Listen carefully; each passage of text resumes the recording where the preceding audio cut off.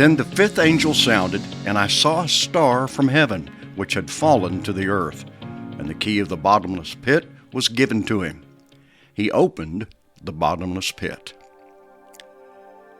In part 3 of this series, I propose that there are 6 important sevens in Revelation. They are the 7 spirits of God and the 7 churches, the 7 prophecies and the 7 sealed book, and finally, the 7 trumpets and 7 bowls. This makes Revelation multifaceted, connected by its numerical structure. In other words, the first Spirit of God, or Spirit of Wisdom, corresponds to the first church and prophecy and seal, unfolding in the first trumpet and bowl. The same is true for the second, third, and so on.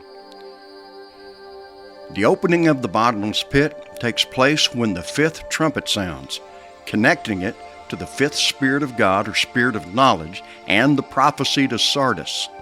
It also connects to the 5th bowl.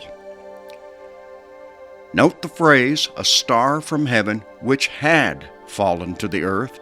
This is past tense, indicating that this, quote, star had already fallen before the 5th trumpet sounded. This takes us back to the 3rd trumpet. And the 3rd angel sounded, and there fell a great star from heaven, burning as it were a lamp, and it fell upon the 3rd part of the rivers and upon the fountains of waters. And the 3rd angel poured out his vial, or bowl, upon the rivers and fountains of waters, and they became blood.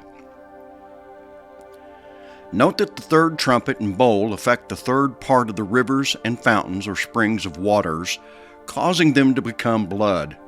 Remember, the 3rd part refers to Jerusalem, aligning with Matthew 23:33 through 39. And the star which fell, the 7 stars, are the angels or spirits of the 7 churches. So let me share the following illustration with you.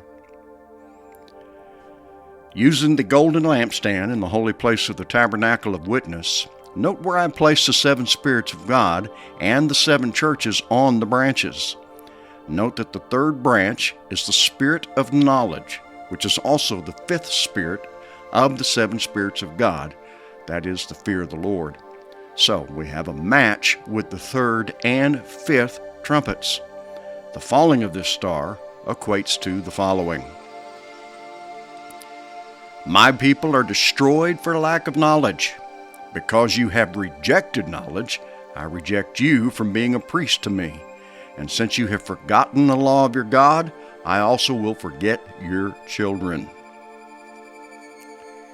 In the 3rd trumpet, we see God's knowledge rejected, leading to the spiritual condition of Sardis and the opening of the bottomless pit.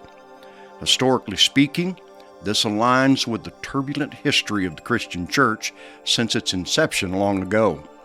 No doubt, this rejection of his knowledge gained momentum after the death of the apostles of Christ, leading to where we are today.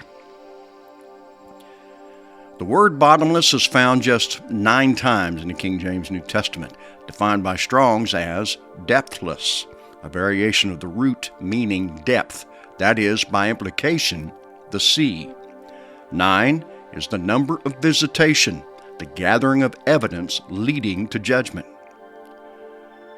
The word pit is found just 7 times in the King James New Testament, defined as a hole in the ground, dug for obtaining or holding water or other purposes, that is, a cistern or well. 7, of course, is fullness and manifestation. The sea is held in by the ground or earth containing it. Water in any form denotes the thoughts and intentions of either God or man, while earth denotes the world in the realm of form, the manifestation of these thoughts and ways. Waters are internal, while earth is external. So, it is given to the 4 angels of wisdom, understanding, counsel, and might to hurt the earth and the sea. This is the hurt of the second death or lake of fire, signifying the message of the cross that establishes the baseline from which judgment flows.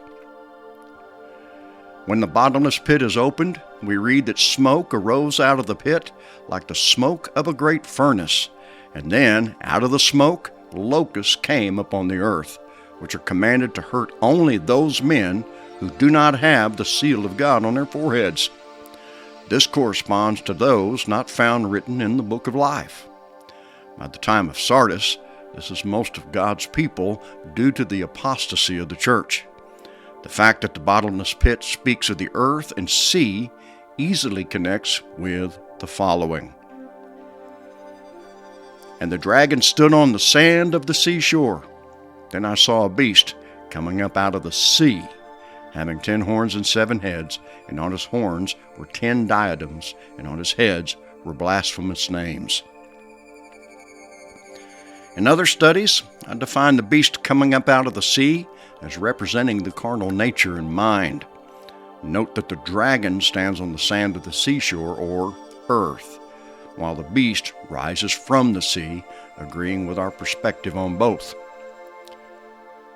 The rising of the beast out of the sea corresponds to the opening of the bottomless pit, Revelation 13:1 with Revelation 9:2. The phrase rise up in Revelation 13:1 denoting an ascending out of pride. Why do I say this? Because again, the beast represents the carnal nature, while its 7 heads, the 7 characteristics of the carnal mind that flow from this nature, outlined in Proverbs 6:16 through 19. What is the bottomless pit? Based on our definitions of bottomless and pit, it is simply another facet or representation of the carnal nature and mind. Please consider. The Lord saw that the wickedness of man was great in the earth, and that every intention of the thoughts of his heart was only evil continually. Sheol and Abaddon are never satisfied, and never satisfied are the eyes of man. Doesn't evil continually and never satisfied go hand in hand with bottomless? Note the word Abaddon. This connects directly with what we find in the 5th trumpet and the bottomless pit. They have as king over them the angel of the bottomless pit. His name in Hebrew is Abaddon, and in Greek he is called Apollyon. The angel of the bottomless pit is not some winged being dispatched by Satan, nor are the locusts literal. The word Abaddon means to perish, wander away, or lose oneself. I can't help but think of Cain in the book of Genesis. As noted in Proverbs 27:20, it's rendered destruction in the King James. And what goes before destruction? Pride. And what is pride? The essence of carnality, thinking more highly of ourselves than we should. The locusts of the bottomless pit represent those things that hinder and destroy the fruitfulness of people, and that again would be pride. We're told that the shape of the locust was like horses prepared for battle. This connects to the idea of war throughout Revelation, albeit one between the carnal mind and the mind of Christ.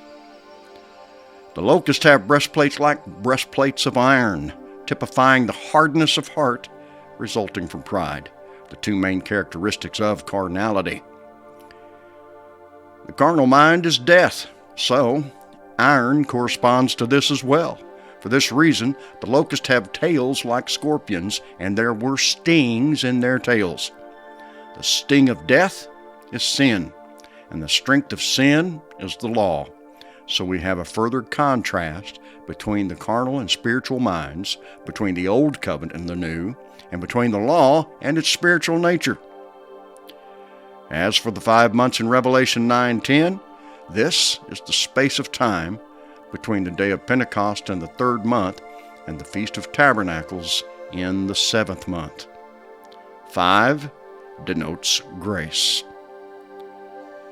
I've given you a lot to consider, so I will close at this point. Please feel free to like or comment or subscribe, and I sincerely thank you for being a part of Grain of Wheat Publishing.